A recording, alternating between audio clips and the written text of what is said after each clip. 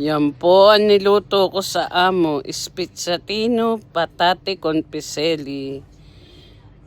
Ang karne po nan ay baboy. Yummy, yummy, yummy. Ang piselli po sa Pilipinas ay green peas. Tapos patate, patatas.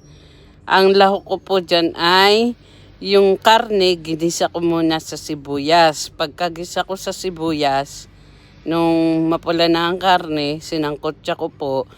Tapos, nung pagkasangkotsa ko po, nilagyan ko po ng bino, ng wine.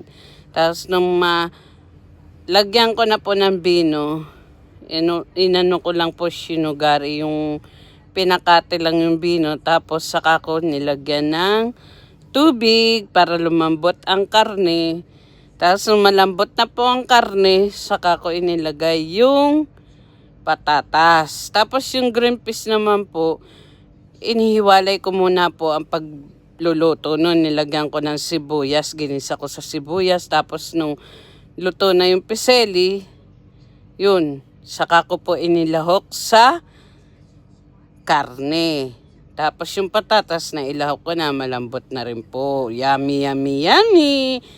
Yan.